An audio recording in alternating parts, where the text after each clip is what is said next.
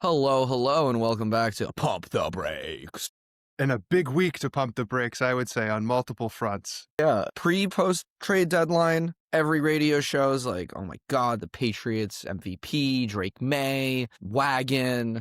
After the trade deadline, did Mike Vrabel just tell us that the Patriots aren't real? Yeah, despondent. Are they frauds? Just pack it up. Yeah. We'll call it a season now, right? Because they didn't add Exactly. a rotational pass rusher.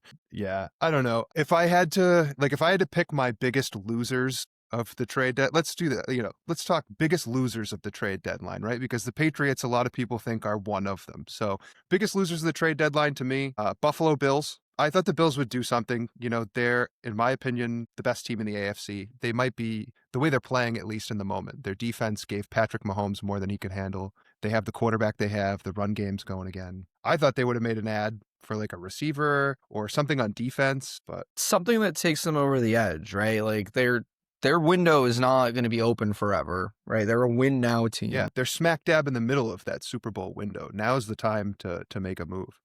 And they didn't. So I thought maybe like the Raheed Shaheed trade that happened for Seattle, that was one a buddy and I were talking about, would have made a lot of sense for Buffalo to go for, because it wasn't super high capital and like it gave them sort of a threat that they don't necessarily have down the field. So I was surprised they didn't. Yeah, and he would have been perfect on the Bills too, like with Josh Allen's arm, his speed. Spoiler alert, you asked me, what was my favorite trade? It's the Rashid Shaheed trade. Yeah, I think he's a great player. The value was there, like fourth and a fifth. Especially with the way Seattle is operating offensively right now, to add that element to their offense. And it goes back to Clint Kubiak, who was, I think, the offensive coordinator in New Orleans last year. So familiarity there. Yeah, good pickup. I think that was a great move by them. A little bit of, like, some might say an overpay if he's a rental, but they're in a better position, I think, than the Patriots in terms of their foundation to make those sort of moves. Yeah, but also, like, if he's a rental and he goes to another team in free agency, they'll get a comp pick back for him. Yeah, depending on what he signs for, how he plays, and what they also sign themselves. It's a weird, complex formula that they don't tell us. It's a secret. Formula. But that's a lot of how, like, the Eagles operate from a position of strength, because they gather a lot of comp picks because they draft and develop well. And those, like Milton Williams, one of their third-round picks. One of my favorite moves was the Eagles getting Jalen Phillips for a third, which might seem like an overpay for a rental, but like the Bills, they're smack dab in the middle of a Super Bowl window. They have 3 third-round picks. One of them was because Milton Williams signed elsewhere and they got a comp pick. And so they can afford to send one away for a rotational pass rusher who might help them win it all. It's not an overpay, I think, if you're them. And if he leaves, they'll get a comp exactly pick, like, a year later. A third. Yeah. So it's a no-lose situation to me if you're the Eagles making a move like that. Howie did it again. Yeah. He did it early too. We got ahead of everyone else. Another loser, I didn't like what the Cowboys did. I mean, I like Quinnen Williams a lot. He's a very good player. In a vacuum, that trade makes sense, but like when you surround it with the context of the Micah Parsons deal, it's like a really shitty return for one of the premier players in the league overall. They traded Micah Parsons and some guy whose name I don't remember. Yeah, Mozzie Smith, I think, who's like a Smith. Bust, they traded sort of him. Busty second-year player, has underperformed, but they traded him for Quinnen Williams. Who's the guy they got direct? Kenny Clark from Packers. Quinnen Williams, and to move up 10 spots from the second, like, because they gave away a second-round pick and got back a first, and they essentially they gave up a second-round pick, which is going to be an early-round pick because they suck. And then they got back in the end, in addition to those players, they got back a late first-round pick. And Kenny Clark might be a rental, the worst one because Quinnen Williams is your centerpiece defensive tackle. Then they have Oza Ziggy Dua, which that's a Gronk moment for me. I'm not sure I even said his name right. Big Boo. Those are your two, like, $25 million defensive tackles, and then Kenny Clark as well. It's just like, I don't know. It's classic Jerry Jones just reacting as opposed to thinking ahead. So that's he was mad that Micah Parsons didn't honor their, again, illegal handshake deal. I also liked what the Jets got in return for Sauce Gardner. I think the Jets are, like, that's what the Jets need to do, is just fire sale and rebuild from the ground up if they're going to do it. They're the perpetual kings of the rebuild. They are. I mean, people are talking about, like, oh, look at all the picks they have. They've been in that position before with a bunch of picks, and they're still here. So good luck to them, but like still that's a good return if Sauce Gardner is going to play the way he's played the last year and a half as opposed to the way he started out. Which is poorly. Yeah, well, I mean, yeah. But it's also the shitty Jets right, team. Motivation, like it could be a big question, but you might also like to see more motivation out of a guy that you're, consider your top defensive player. Either way, good spot for him. Woke up, went to bed 1-7, woke up 8-2 or 7-2. Yeah, exactly. Yeah.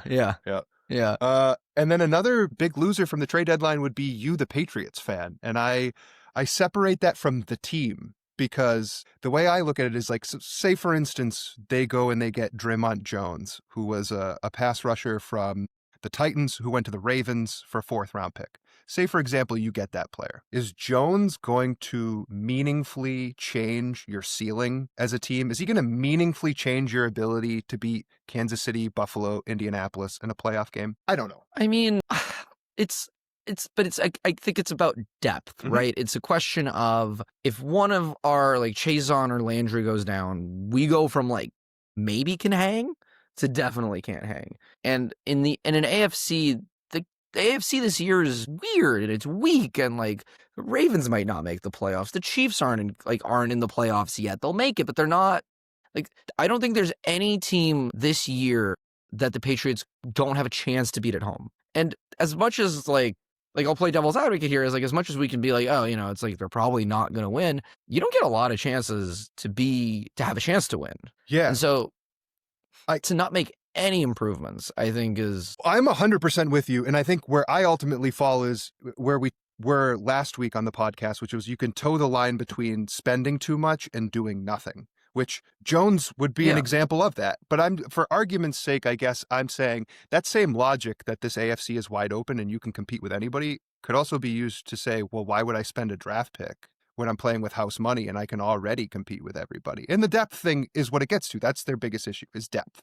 So I agree there. We've been very lucky. You, the fan, are the loser because it's one thing for a computer scientist and a lawyer who moonlight as podcasters to tell you to pump the brakes. It is another thing entirely for the organization itself to say, pump the brakes. We don't think this team is a Super Bowl contender, and we're not investing any more in it this year. So there's stories coming out now that they did talk to teams, right? Like it seemed at first the narrative was, oh, we're good with the guys we have, but Titans wouldn't trade with you because Strunk has a personal issue with Vrabel, which is bad. Another example of the stupidity of NFL owners just never ceasing to amaze, It's just incredible. Hurt yourself. Yeah. They inquired Miami. I don't think they were willing to why trade Jalen Phillips to the Patriots versus the Eagles? And I don't think they were going to give up a second for Jalen Phillips. Agreed.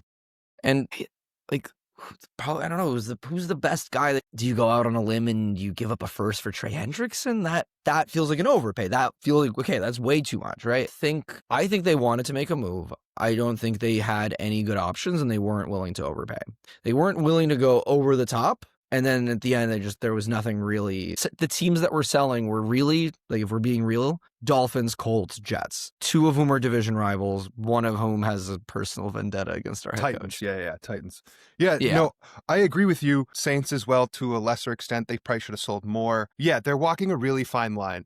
And I'm not someone who thinks they didn't try at all. I imagine they did, and they would have liked to make a move. But I do think the fact that they're not in a position to overpay and they're not willing to overpay does sort of inform you about what they think about this team. And I think it speaks to something we've sort of not so subtly talked about on this podcast, which is this illusion of contention, right? It's like the idea of where this roster is relative to the league and relative to what they want the foundation to be going forward versus how it looks based on a weak schedule and a quarterback who's vastly overperformed expectations. Right. Because at the end of the day, we are not built like the other teams, right? We have a lot more holes that we're going to have to fill through the draft in the future. Like, Morgan Moses is not our long-term solution at right tackle. Bradbury's not our long-term solution at center. Neither of our edge rushers is maybe Onwenu might aren't not really be here at long-term right solution. guard. You can go I hope not. You can go across the roster and you can do the exercise of who looks like they would be here in 2 years. And many to most of those positions are open questions. What you're going to need draft picks. You're going to need, like, if you're championship teams are built on draft picks. They're built in the draft. Yeah, I don't know if you have that chart, if you're able to pull it up or. Oh, I can pull it up. Because I think this gives a good context of like, these are your chief competitors in the AFC, and this will show you the foundation of their roster versus the foundation of yours. Because as you're looking for this, this is when you're trading these draft picks, it's a risk reward analysis. Like, is the risk of sending these picks away, which are admittedly each one of these picks is a whack at adding a young, controllable, developable player to your foundation, worth the reward of the bump of adding a depth piece? No, agreed 100%. Yeah, so I mean, this chart shows you the number, as it says, number of homegrown starters, excluding rookies, because that's obvious, on your AFC rosters at the moment. And so the Patriots have 7. Most of these teams, all of these teams have 12 or more. That's the foundation of your roster. That's draft and develop. And that's something you haven't been able to do for the better part of, 10 years. I mean, that's what you're working with. And so that's the risk reward. Each draft pick is a chance to add to that total. And that's the foundation of a consistent winner beyond just a single year. I think the example to me of the risk side is the Washington Commanders, right? And that's what the Patriots don't want to be. The Commanders were you last year. They were you. Yeah. They came off of a 3-win season. They hired a new coach. They spackled a bunch of roster holes together with veteran players that the coaching staff was familiar with. They had a young quarterback, a rookie in this case, Jaden Daniels, who vastly overperformed. They were 7-2 at the deadline, I think. They sent a couple of draft picks for a highly paid corner who sucked. Lattimore? Yeah, Lattimore, who was not good for them and is now hurt. They did go on a bit of a fool's gold run to an NFC championship game, which maybe as fans, that may be worth it to you. Like, it's an entertainment product, right? At the end of the day. Not in Foxborough. I agree. And I think that's sort of the tension of the lack of competition that we've had for the last few years. People are hungry for meaningful playoff games. And so there's a bit there. There are people who just want to get there, I think, a little bit. But then not only that, the Commanders follow it up, getting their ass beat in the NFC championship game by sending multiple draft picks to add an aging veteran left tackle, an aging veteran slot receiver. Now they're injured, the quarterback's out, they're on the outside looking in on the playoffs, and they're wondering, what do we actually have on this roster that we can build around and pivot with? That's what the Patriots don't want, because the Commanders don't have that base of homegrown talent just like you. You don't want to be there in a year or two when the schedule's tougher, when the veterans you added are another year older, when injury luck may not be as good. So there is a long-term vision in terms of keeping these picks as whacks at adding another young player to your core. Yeah, I think you're 100% correct. It's just it is interesting. I mean, they must be looking at the Commanders and thinking, well, this is what happens when you play like this, when you make decisions like you're in win now mode. Yeah. And then you're not. And I do. I mean, I don't begrudge fans for being underwhelmed or like upset about the lack of movement that was ultimately executed by the Patriots. Like you want to see, in a sense, even optically, it's like why you, the fan versus the team. Optically, you might want to see this organization provide a little bit of investment in this year because you're emotionally invested this year, and like there's nothing wrong with that. I think there's actually sort of this, I saw a Twitter exchange that highlighted this perspective disconnect between fans and like the media that covers this team, actually started by a friend of the podcast. Shout out to Ryan, who might be the biggest supporter of this podcast outside of you and I. He tweeted at a prominent beat writer for the Patriots, who is also, influential on the style of coverage I think that we provide on this show, and more or less said, hey, listen, they have a young quarterback on a rookie contract and they have $50 million in accounting space, essentially, on the cap to do something with this roster, even if it was, add Logan Wilson or something. Sign Colin Kaepernick. End the injustice, but doing something. And the response from the writer was, well, they spent $327 million in the offseason. I think I saw this. tweet. I think I saw this. There was some motion on this tweet in terms of likes and stuff and engagement. And as if that ends the conversation, right? As if because the Patriots ownership went out this past offseason and because they spent cash over the cap. So like, It's very complex, but the cap is just accounting. It's a number that the salaries for the year have to add up to be under. But you, as a team, can spend as much cash as you want to allocate those hits to different years in the accounting system. You can also spend cash to convert base salaries into guaranteed money, which is money up front out of the owner's pocket, so you can move chunks of that cash into other accounting years to stay under the cap. The Patriots historically don't do this. They have a 30-year history of being one of the lowest real cash spending teams. But is that? Do you think that's Kraft or Belichick? I don't think we have a track record that allows us to separate the two. The person whose purse it is the owner. And listen, Belichick and the owner, I think, conveniently agreed for a long time on a personnel perspective that they could bleed everything they could out of every dollar that they spent. I think it was simpatico for a long time, and it actually served Kraft to have Bill as a bit of a meat shield in that philosophy.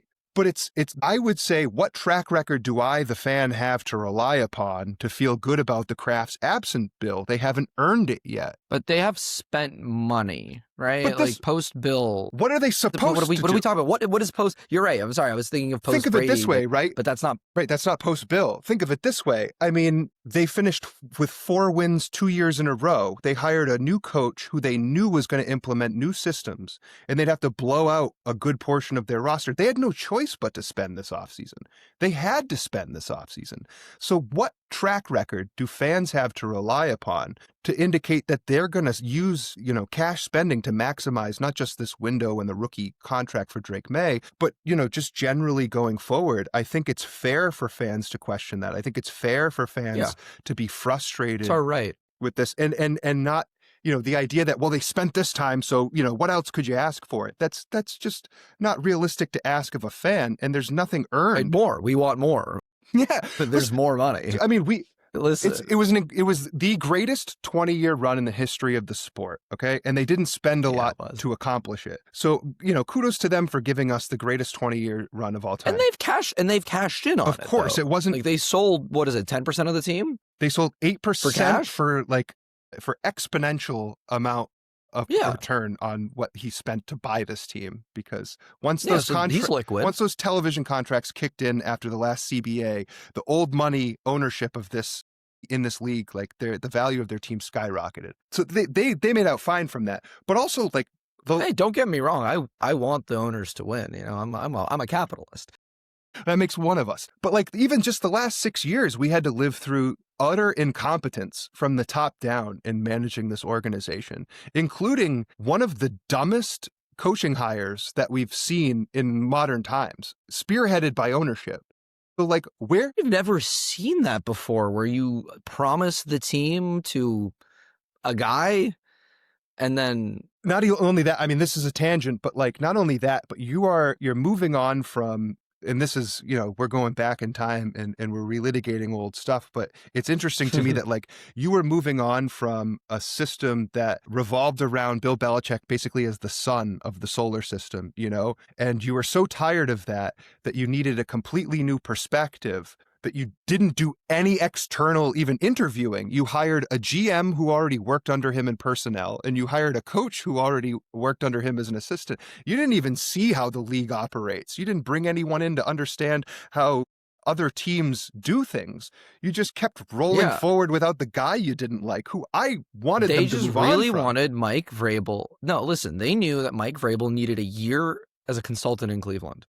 It was a master plan. They knew that Josh McDaniels needed a year washing the college game. It was all part of the plan. Planned.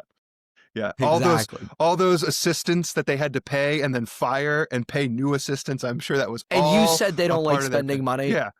They wanted to spend the money. So I think, this is the money. The fans are justified in being upset. The media coverage of the lack of movement at the trade deadline from the local Patriots beat writers has almost gone to like a far extreme that they were smart for doing nothing, which is like this reflexive protectiveness that it was smart that they didn't do anything at all, which is nonsense. They should have added a couple of depth pieces if they could have. It wasn't smart to do nothing. Patience is the word that I heard. They're being patient. That's fair. I'll give you that. Yeah, it's better. I mean, again, I would rather they don't overpay than, like, I'd rather this outcome than a mistake. I agree. Even though I think there was a better outcome, but maybe just realistically there wasn't. Yeah, and I would expect and hope, and it's going to suck if it doesn't come to fruition, that this offseason is where you see a bit more aggression because the picks will be worth more. Well, I mean, once you've won a Super Bowl, they'll have to be aggressive. Yeah, exactly. Oh, I'm sorry. What was the name of this podcast? Back to back, Dave? yeah. Pump the brakes? Yeah. Yeah, exactly. Yeah. So, I mean, we'll see. The prices, you would think, kind of go down sometimes on the players after the season. The value of the picks go up. Maybe there's more room to, for there. Yeah. Instead of 8 games, you got a whole season to look forward to. But, not just we'll figure it out. Not just the trade deadline, but this game that we had, I think, this past week was sort of an ultimate pump the brakes type of game. Not because you lost, because you won. But I do think it showed a lot of cracks in the foundation of how they've been winning games. Okay, well, that's what you saw. What I saw was a team that's able to make mistakes and still win. Or give me a Super Bowl winning team that doesn't have a game like this. For sure. I don't think that this game disqualifies them. If anything, this qualifies them further, Dave. This makes them like every other Super Bowl champion. The worse they play, the higher the chances of winning the Super Bowl are. If they'd blown the Falcons out, it would have been like, the Falcons suck. No tests yet. No, good. All I saw was grit. I saw determination. I saw a man who could, I saw a coach see his young QB flustered, unsure, and tell him, hey, just go win the fucking game. That was a cool moment to see on the sideline, was him talking up Drake May and sort of coaching him up and giving him a pat on the back. He's like, listen, I made a deal with Parker Romo. It was a condition of the tryout to begin with, was that he would miss this once he was inevitably on another team. Yeah, exactly. No, I agree with you. In terms of, off the bat, a takeaway from this game is that you were able to win a game without Drake May playing at his best, and that you're going to have to win games where that happens against better teams as we go down the home stretch here and once we're in the playoffs. So that is a positive to build off of, but we do have to pump the brakes a little bit. Okay, pump the brakes. Especially offensively in this game. I think we talked a lot about last week, because the Falcons were coming in as a really good statistical pass rushing team, the effects of pressure and getting sped up and what cumulative pressure can do to a quarterback. And I think you saw it this week. The second half, they got to him. Especially in the second half. I mean, they got to him pretty consistently, but it, in terms of the pressure, really started to get to him in his play quality in the second half, for sure. You could tell that he was rattled after the fumble, and then it just didn't let up. The Falcons, they're a productive pass rushing team. They're an efficient pass rushing team. They're a disciplined pass rushing team. They did a really good job of rushing 5 in their rush lanes. And to your point, they strangled the pocket.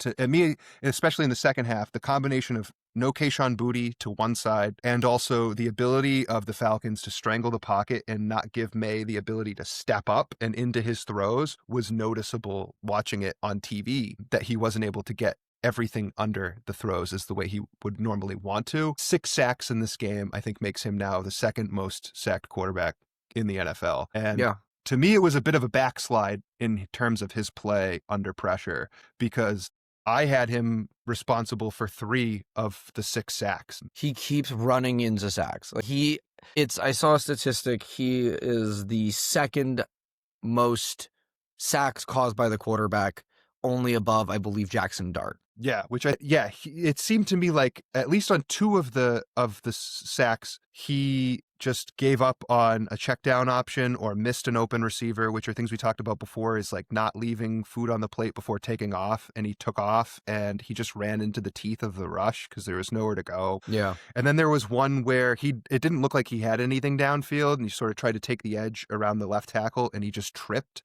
and dropped the ball. They didn't turn it over. They recovered it, but nonetheless, it was just this sort of shaky, little panicky play. And that's the difference for this team, and the margins they're living on is like, look at that strip sack fumble at the end of the first half. I can pull it up, actually. Yeah, that would be great. We can talk about what they did here, which was an interesting little game they played with the defensive line. But just generally speaking, as we pull it up, like, you're talking about being up 21-7, trying to go up 24-7 realistically before the half. And all of a sudden, strip sack fumble, quick touchdown, and it's a 1-score game. It's a completely different game. You go from blowing them out to still fighting to win. All right, so this is the play. Here you'll see, this is, of course, this ridiculous review for no reason. Lined up here, we have a defensive tackle. He's shaded to the outside of Garrett Bradbury here on the right side of the defensive line. What he's going to do is he's going to cross Garrett Bradbury's face. The purpose of crossing his face is he wants to draw Bradbury to the left side of the offensive line and away from what's going on the right side, because they're going to run what's called a tackle and stunt. This tackle right here, number 54, is kind of lined up as a 3-technique tackle, which is off the outside shoulder of the guard. He's more lined up on the inside shoulder of the tackle, but either way, his job is to shoot this gap here and try to draw both of these blockers onto him. It's going to allow the defensive end here to loop into the open space. Right, because the guy next to him is going to take the center over to screen right. So we'll see here for the refs. Here he comes. He crosses his face. Bradbury's going to move to his left as he does. There's a lot of delay here on purpose from Walker. He's not actually pass rushing off the edge, which freezes Moses. And Moses goes, all right, he's not coming. I'm going to come back to this gap because this is a tough block for Onwenu right now. He comes in. This is all by design. Now Walker can loop in because both of these linemen have taken this guy shooting his gap. Bradbury is out of the play because this guy crossed his face. And you have a free rusher. Yeah. Either, I don't know how they teach it. Either Moses needs to tell Onwenu here that the end is coming, that he's looping or something, or Onwenu needs to be more aware that he's coming, and someone has to pass this block off so they can at least give some resistance to Walker. Instead, Walker goes essentially untouched to Drake May, who can't fumble there. Pierce, their other first-round pick. It looks like he almost tried to stiff arm him. Yeah, and that's actually an interesting quote.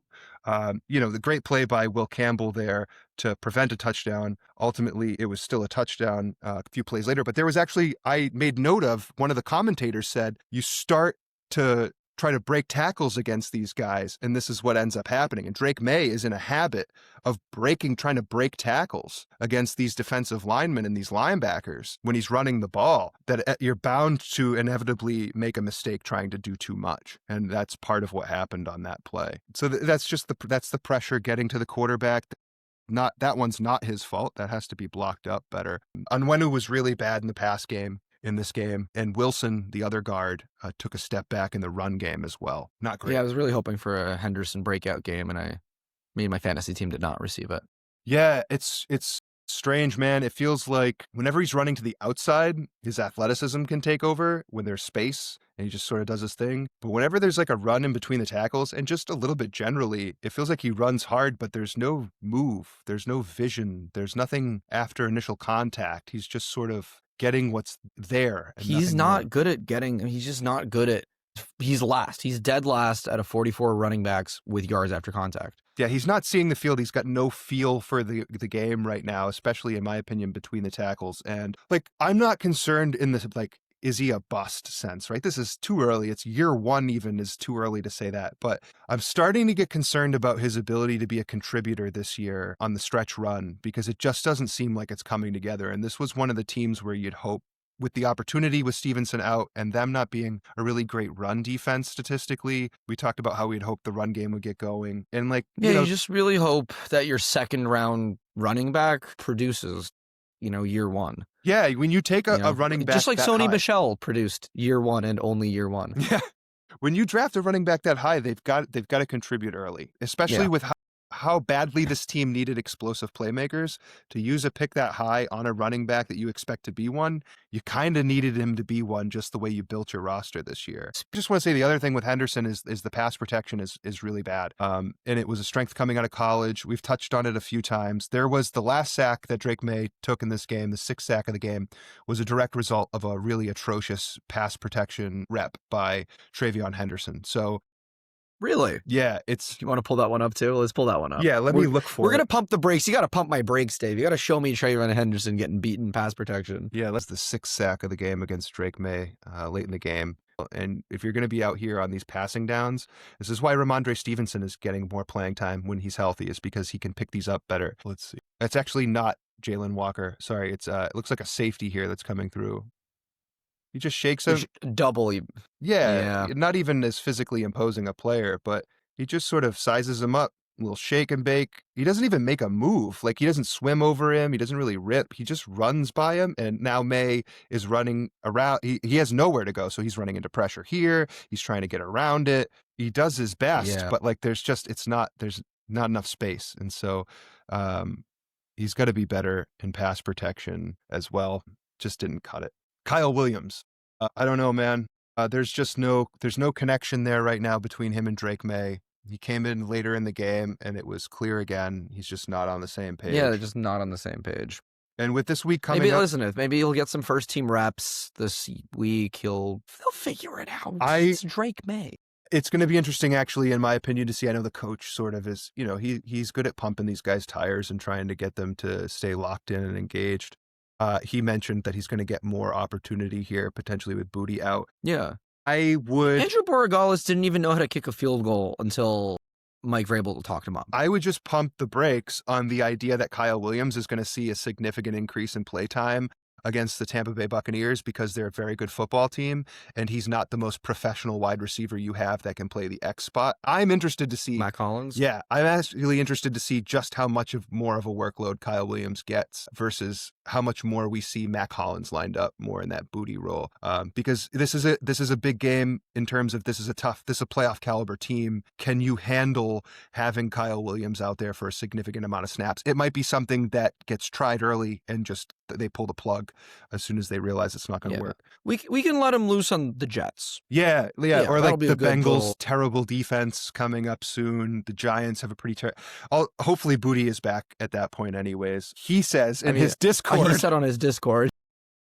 Could you imagine if he did that under Belichick? He's giving injury updates on Discord. Belichick would have to ask his girlfriend what Discord what's his is. Face? But yeah, I keep forgetting these guys. This is such a reminder that these guys are younger than us now. Yeah, it's like, that growing crazy, up, these are all like adults that I looked up to, and I'm like, he's a kid on Discord, posting on Discord. Why is he on? What? I'm too old for Discord. I'm not too old for Discord. I'm too old for Discord. I'm too old for Discord. I'm on Discord, but I'm like, this isn't. I think a big part of this that's gonna potentially come back to bite them against better teams is they really gave Atlanta every opportunity to stay in this game and win the game. And you can't afford to do that. And those kind of things are going to happen with this team just based on the talent level. So it's going to be tough sledding in some of these games. That said, as much as you've pumped my brakes, yes, the wide receiver, but have you seen Pop Douglas the last couple of weeks? Can we talk about the emergence of Pop Douglas, deep threat extraordinaire? Yeah. Sure. Can't stay up once he catches it. That's fine, but he catches it like a deer on ice once he has the ball. But it's just absolutely out of control. It was just so excited to be there. Yeah, it was a great Pop Douglas game. I'm hopeful that he can become more. I think a lot of people expected with this McDaniels offense that he might fit the sort of underneath role and become a bit of a safety blanket for May. They've found creative ways to deploy him. He's seen his route tree in the last couple of weeks has been you're seeing just a lot more usage deep, and you're seeing a much more output from him. Yeah, they're finding it does seem like that's what McDaniels was trying to do, but now we're really figuring out what these guys are good at. Yeah, and they're using him in like very sort of situational attack modes, I guess, for lack of a better way to describe it. For instance, that first touchdown, McDaniels had the fullback lined up wide to the right, and then Travion Henderson's in the slot. And Demario Douglas is in the backfield, which puts him one-on-one with Jalen Walker in man coverage. Yeah, a linebacker, a pseudo defensive end sort of on a wheel route out of the backfield. And it's just that guy doesn't have a chance against Pop Douglas running a route like that. And May drops a perfect pass just in the bucket and they score a touchdown. It's really smart usage by McDaniels. Yeah. Let's finish up on the offense. Yeah, so to your point at the top of this discussion of the team this week for the team, like there are positives to take away, of course, offensively. Like you did, like we said, you did win a game without the quarterback playing at his best, and this is not a bad Falcons team. Their record is sort of shoddy, and their performance is up and down. But I think they're very talented, and they have good players on both sides at every level. I think it just doesn't quite gel together is their problem. I think a big part of that kind of is the quarterback, which we can get to when we talk about the defense, but it's not a bad Falcons team. And, hopefully they come out of this game humbled a little bit with their win streak. Yeah, and I mean, motivated. Listen, like if let's say they don't fumble at the end of the first half, this game's a blowout. Mm-hmm. Right? We were we were on script until we weren't, and then we still finished off a win. But and you got the ball to start the we- second half, right? And so like if it was 24-7 with the ball, that is a chance to start the buses if you score to start the second half. But, one play changes and the whole trajectory of the game changed from there. Listen, we needed that. This podcast, we need someone on those breaks. And someone's got to do. How does Drake May bounce back? I think is an interesting question for this week, because he's not a big error repeater. Like, he does seem to learn and grow from mistakes pretty quickly. How does he bounce back very quickly from a less than stellar performance is going to be fun to watch. Yeah, and there's a big character moment for him, right? Like, how do you react to adversity? How do you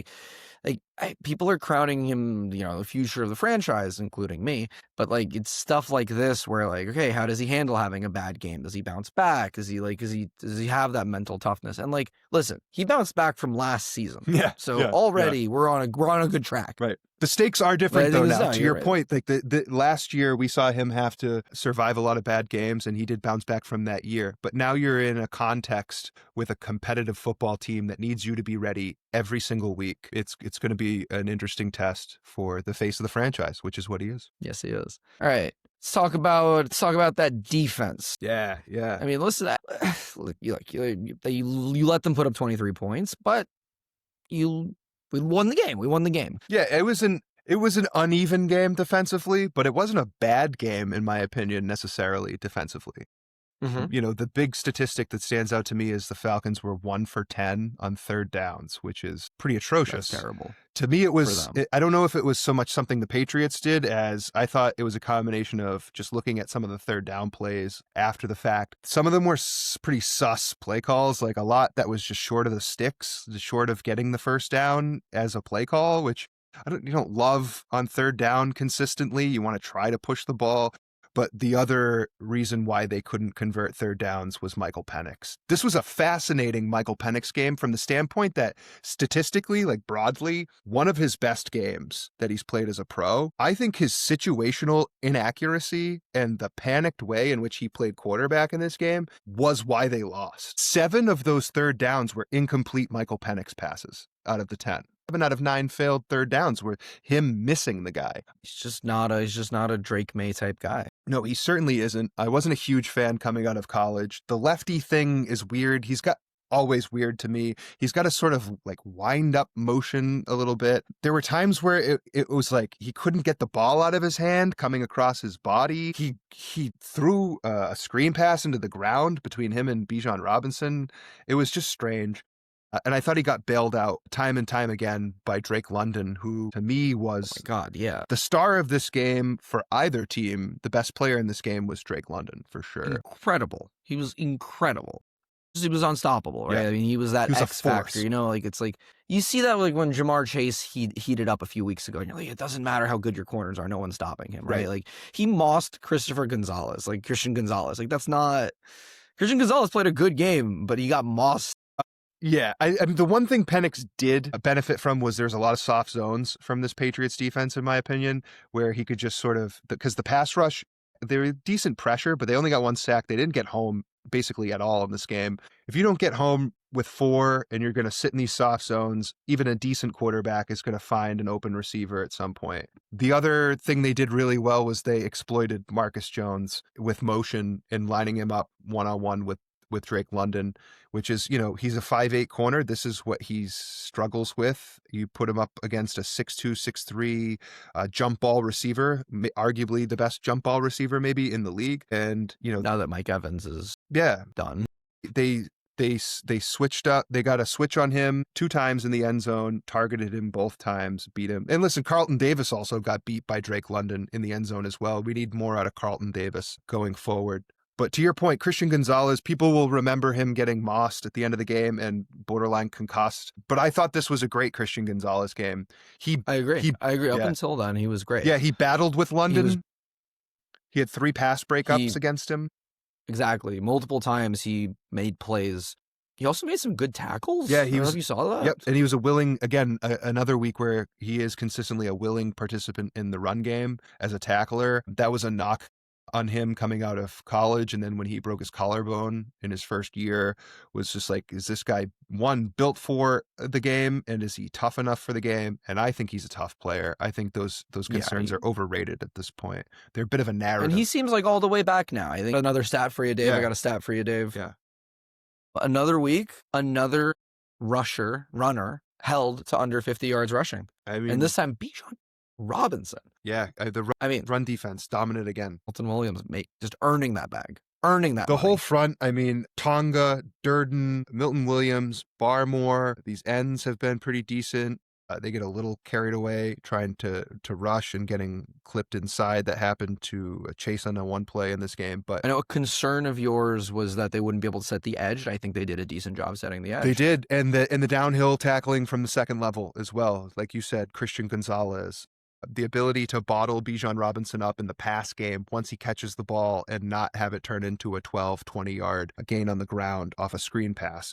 Just a stellar performance by the run defense. They've strangled everybody who's tried to run against them. As we said last week, run at your own peril against this team is, next to Drake May, it's the best thing this team has going is their ability to stop the run. If only they could run themselves offensively and control the clock, it would be a hell of a combination, but these teams can't run on them so far, and I trust that run defense implicitly going forward right now. One area of concern to me on the defense that's sort of popping up is the red zone efficiency or lack thereof. Terrible. Yeah, terrible. They're terrible in the red zone. They're first in EPA per play in the red zone, so second worst in the league. And if you're going to live in these games with turnovers and short fields, like it's got to be better. You can't have those turning into touchdowns consistently. So that's an area. It really does. It's a team built on a shaky foundation. Like going back to what we said about the trade deadline, like it's just a couple injuries away or one, like we turn it over, they're going to score. It's not like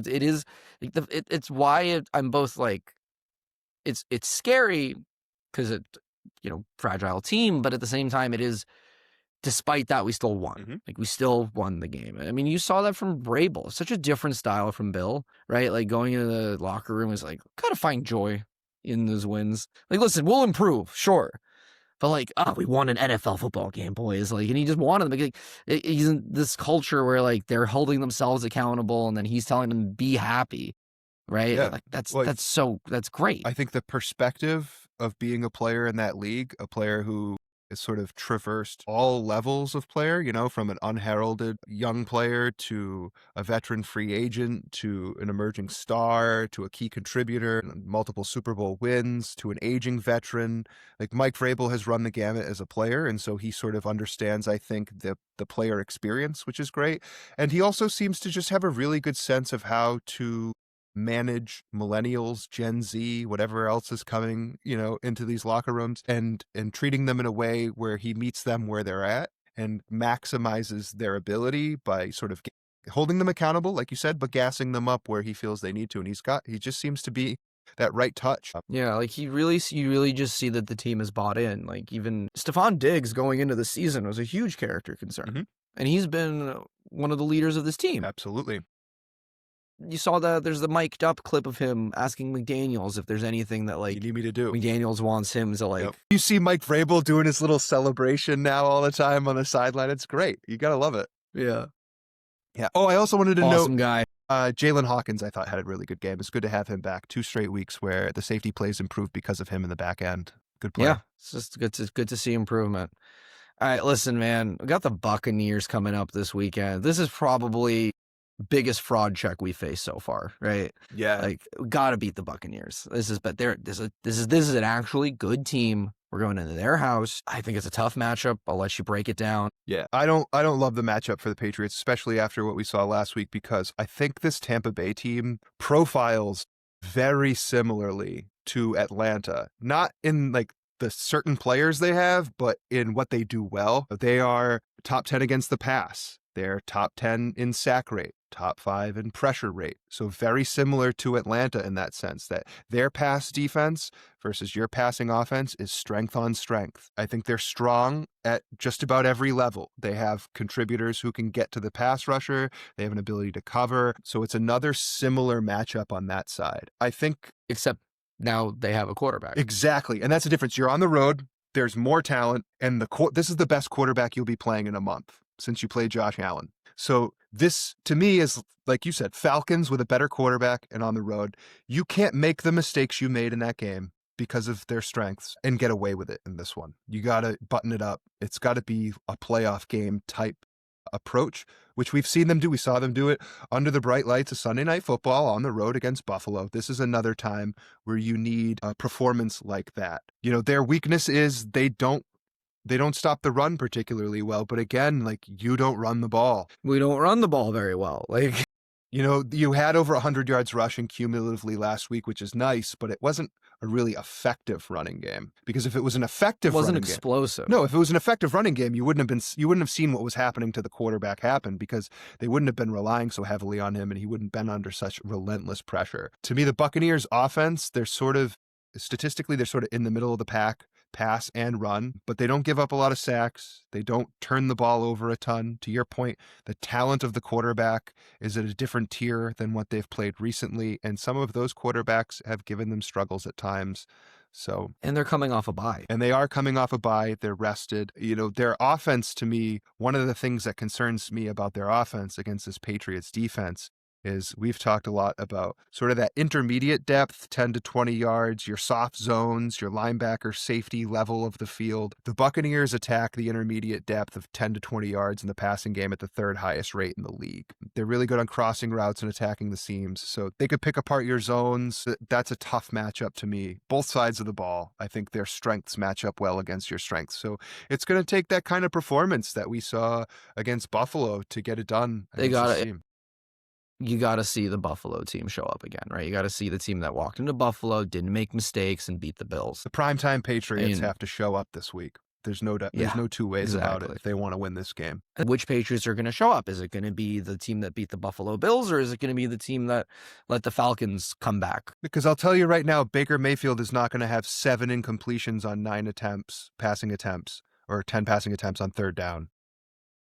No, in this game. It's not going to happen. So that margin is not going to present itself like it did with Penix. You know what? I'm calling it. It's going to be a Kyle Williams breakout game. All right. I have no reason to believe it will be, but faith. I love Dave, yeah. Faith. Well, I don't have a ton of that just naturally, but I would love to see it, man. It would be so helpful for them if he could contribute in any way to this football team.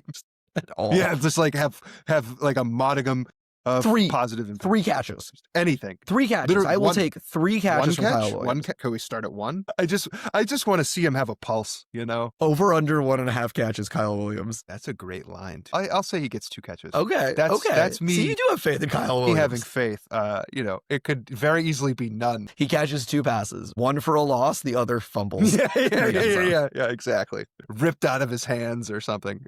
I would like to say one thing positive about the defense that I just thought of. One thing we talked about, how they were pretty terrible against the script. Yeah. Another game, pretty good against the script. Good in the beginning. They were better in the scripted part of the game, man. I agree. That is. Got to give credit where credit's due. As I file away the break line. Yes. Well, hey, listen. Okay, let's talk about that. But you said if they win these 3 games, meaning the Browns, the Falcons, and the Buccaneers, you're clipping the lines, and that's still alive. I'd say, yeah. We'll see what happens. Listen, I mean, let's say okay. I'm gonna give you a dominating win. They dominate Bucks 34-2. Sure, even 34-17. Let's say, okay. Yeah, that's a reasonable domination. Okay, and 34-2 is. Yeah.